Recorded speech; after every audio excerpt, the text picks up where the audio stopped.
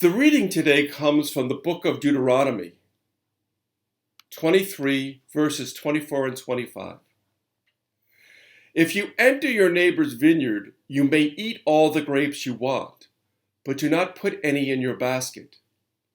If you enter your neighbor's grain field, you may pick kernels with your hands, but you must not put a sickle to their standing grain. The book of Deuteronomy is one of the 5 books of Moses. It is a 3,000-year-old book of laws, some of which seem outdated, others seem universal. This section of the book outlines miscellaneous laws that speak to interpersonal ethics, with prohibitions against prostitution, usury, and slavery because they diminish human dignity. These 2 verses speak to hospitality and the rights of the sojourner.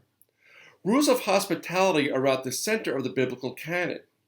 Ancient Middle Eastern culture was migratory, and strict moral codes evolved for the treatment of the migrant, the immigrant, the stranger, and the marginalized. In this reading, the landowner is obligated to allow the hungry traveler to eat what he needs, but the traveler may not gather food or use tools upon the crops.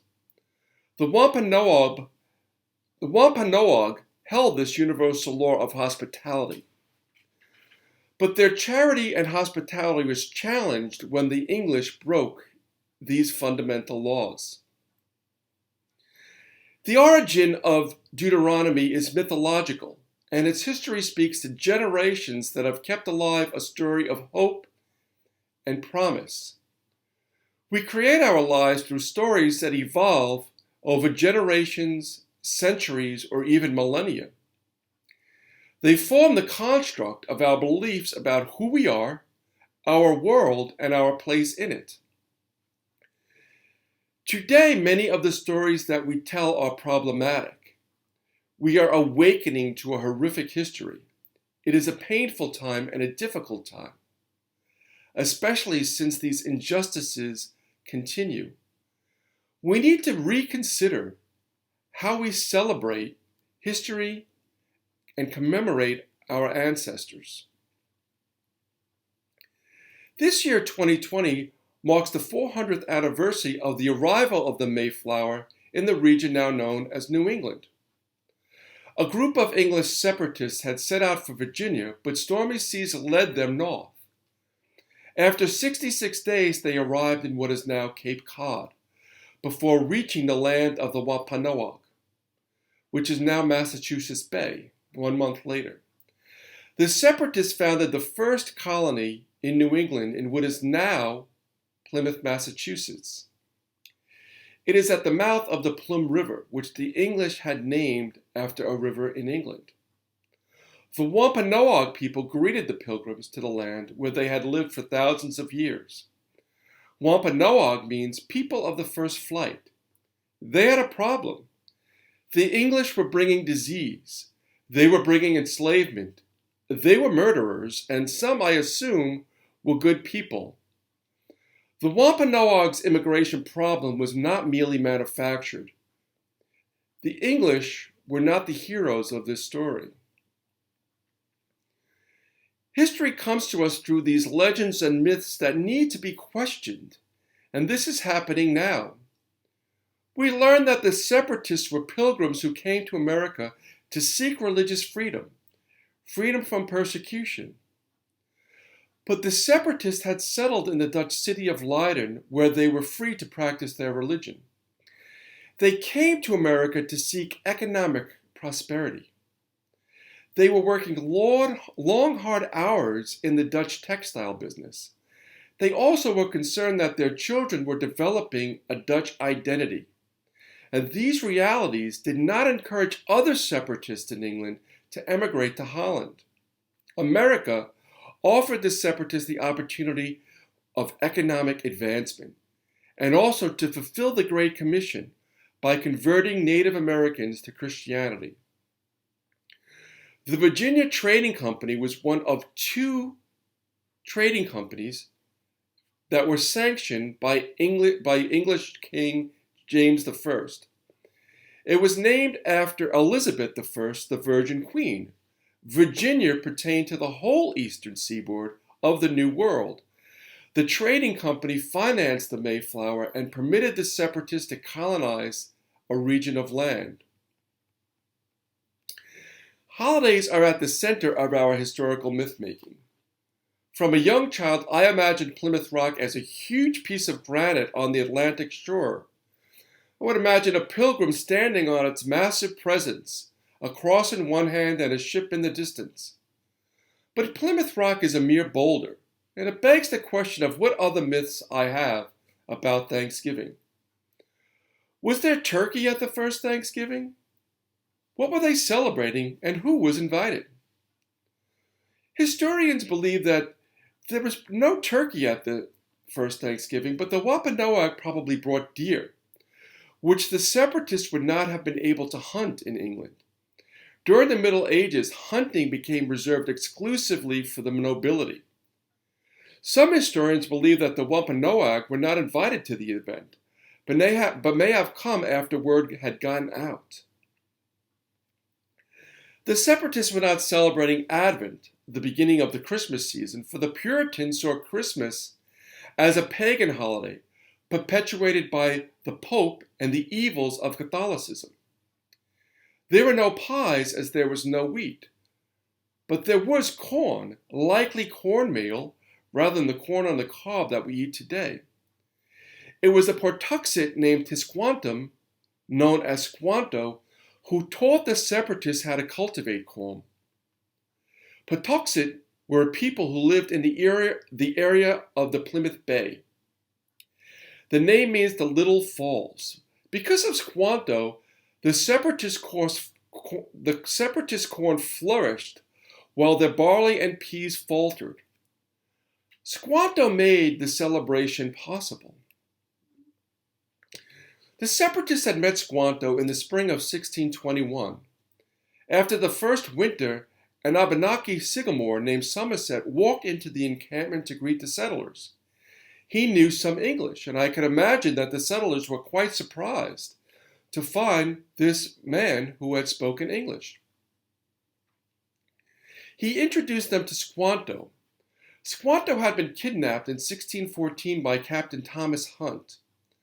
Hunt docked his ship in the Massachusetts Bay to invite the Pawtuxet to board his ship in a lure of trading their furs for his metal tools and cloth. He deceived them and kidnapped 20 men, including Squanto. Hunt planned to sell them into slavery at the point of Malaga, Spain. Friars invoked a Spanish law that forbade the enslavement of the Indians, which freed Squanto. He was able to travel to London where he learned English, and in 1618 Captain Thomas Dermer hired him as a translator for his voyage to the New World. He returned to his homeland, but upon arrival, the Wampanoag attacked Dermer's ship and took Squanto prisoner. He found his tribe had been decimated by a deadly epidemic, probably a smallpox epidemic, and he was one of the few remaining Pawtuxet. Squanto was influential in creating an alliance between the separatists and the Wampanoag tribe that offered mutual protection. This lasted for 50 years until the King Philip's War. In 1675, the Wampanoag chief Matacum, known as King Philip, fought back against the continuous encroachment of English settlers. The English derisively called this the King Philip's War to instigate the chief as treasonous to the English crown because, of course, they were on English land. Many noted Puritan clergy were against the war and argued that God did not side with the settlers. This war ended with a settler victory that ended the Wampanoag dominance and exemplified the decaying relationship between the English and the Americans that had escalated since the Pequot War in 1636. Squanto was an asset to the newly arrived separatists. He taught them how to extract sap from maple trees and fish. He showed them which plants were poisonous. Squanto taught the separatists how to cultivate corn, using mattocks, which are hoes with stone heads and wooden handles. The Indians would gather mounds of earth about a yard wide. They placed several fish in with the seeds of the corn. Once the corn had sprouted, beans and squash were added to the mounds. Corns need nitrogen to grow. Corn needs nitrogen to grow. Beans pull nitrogen out of the air and into the soil to nourish the corn. The corn creates the stalk for the bean vine to grow. The squash has big leaves that maintain moisture and creates shade that not only protects the corn from the sun, but impedes weeds growing. Squash vines are also prickly, which discourage raccoons and other predators from eating the corn. This method that had been around for thousands of years assisted the separatists in growing the native crops and proved far superior to the methods they had used in Europe. Mexicans first cultivated corn over 8,700 years ago from a crop called teosinte. Teosinte was a hard grain that was good for the construction of baskets, mats, and other household implements. The Mexicans were able to harvest a form of the teosinte that was edible, and the corn became a staple of the Native American diet. Its cultivation allowed the tribes to become more sedentary. Corn traveled throughout what is now North America, and through the Spanish settlers, it made its way around the world. Corn was a staple of Indian culture for thousands of years. It is known by the Native Americans as one of the three sisters crops of corn, beans, and squash. Corn is a sacred grain that the Native Americans celebrate in myths and legends like the Iroquois Story of the Corn. In the story, the Iroquois grandmother tells of a prehistoric time when it was not needful to plant the corn seed nor to hoe the fields, for the corn sprang up of itself and filled the broad meadows. Its stalks grew tall and strong, leaves covered the corn like waving banners, and filled with ears of pearly grain wrapped in silken green husks. In those days, Onata, the spirit of the corn, walked upon the earth. The sun lovingly touched her dusky face with a brush of the morning, and her eyes grew soft as the gleam of the stars of a stream. One day, Onata wandered from the sun into the darkness, where she met the evil one, Hagwadeta. She feared that she would never see the light again, but the sun so loved Onata that he sent out many beams to search for her. The beams shone under the earth and reached Onata in the depths of her dark prison. She was able to reach the daylight. There is also an Iroquois story of the three sisters that goes very long ago. There were three sisters who lived in a field. The youngest was so small she could not yet walk. She crawled along the land dressed in green. The middle sister wore a bright yellow dress and darted back and forth across the field. The eldest sister stood tall and straight, and her body bent with the wind. She had long yellow hair and wore a green shawl. The three sisters loved one another very much and could not imagine living without each other. The story of corn is enwrapped in Native American history, so American lives are also enwrapped in Native American history. We live on native land. It is imperative that we explore the history of where we come, the town that we live in, which is tribal land, in order to create a more true, a more authentic Thanksgiving story. I grew up in Ronkonkoma, a town named after the Algonquin language, which historians believe meant boundary fishing place. Since the language no longer is spoken, it cannot be definitively defined. It is one of the many towns in Long Island that are corruptions of tribal names, such as Wantagh, Setauket, that was named for the Setauka Indians, Massapequa, Hauppauge, Montauk, and Spionk are all Indian names. The state Massachusetts derives from the name from the Algonquin word for high hill. In order to truly commemorate Thanksgiving, we need to uncover its significance in Indian history. We need to understand its significance to the people who already lived here. We need to uncover its troubled history. Abraham Lincoln signified the holiday as a commemoration of the victory at Gettysburg, and it has since held a central place in American identity. Through Norman Rockwell, it became associated with a turkey dinner.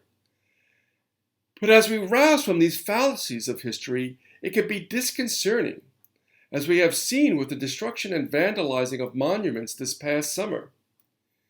As well, in February of 2020, monuments that commemorate the Pilgrims' Landing in Plymouth were vandalized. The vandals spray painted the digits 508 on the monuments. 508 is the local area code. Police arrested a teen and charged him with 11 counts of vandalism. The monument was again vandalized this past September. These events speak to the conflicts of our time that challenge history and its reconstruction of myths and legends. We need a new Thanksgiving story, a story that centers the Wampanoag people, highlights Squanto, the gift of corn, and the three sisters that made Thanksgiving possible. Corn is at the center of the Native American culture. It is such sustenance. It is a gift that is exchanged through gratitude, through the sharing of Thanksgiving. Corn helped forge the great cultures of the Americas, and its story can help recreate a new Thanksgiving story. Thank you and happy Thanksgiving.